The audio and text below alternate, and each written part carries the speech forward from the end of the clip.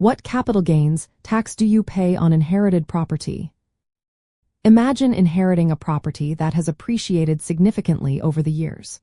You might wonder what taxes could come into play when you decide to sell. When you inherit property, the capital gains tax you owe is generally based only on the increase in value after the date of inheritance, not on the original purchase price paid by the person who owned it before. This is because of a rule called the step-up in basis, which resets the property's cost basis to its fair market value at the time of the previous owner's death. Here is how it works in detail. The IRS sets the inherited property's cost basis to its market value on the date the owner passed away. For example, if your relative bought a house many years ago for $50,000 but it was worth $800,000 when you inherited it, your cost basis becomes $800,000. If you sell the property immediately for the same amount, you pay no capital gains tax because there is no gain above your stepped-up basis. If you hold the property and its value increases further, you only pay capital gains tax on the appreciation after the inheritance date.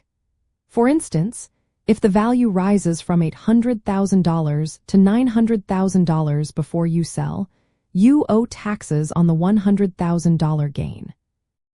Inherited property is automatically treated as long-term capital gain property, regardless of how long you hold it. This means the capital gains tax rates are usually lower, around 0%, 15%, or 20%, depending on your income level. These rates are generally more favorable than short-term rates, which apply to assets held less than a year.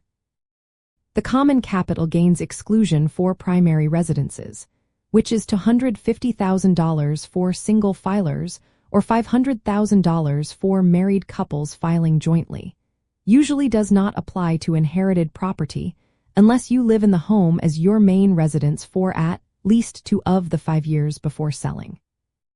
For African American families building wealth and planning for retirement, understanding the step-up in basis rule can be a helpful tool for keeping inherited assets intact. It can reduce the tax burden when passing down property across generations, helping to preserve and grow family wealth. However, it's important to plan carefully, considering how long to hold inherited property and the potential for future appreciation to maximize tax benefits. Consulting with a tax professional experienced in estate and retirement planning can help you navigate these rules effectively.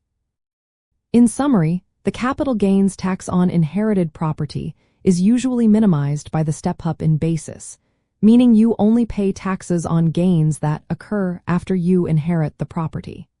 This tax rule supports the transfer of wealth and can be a key part of a retirement strategy focused on keeping family assets within the family.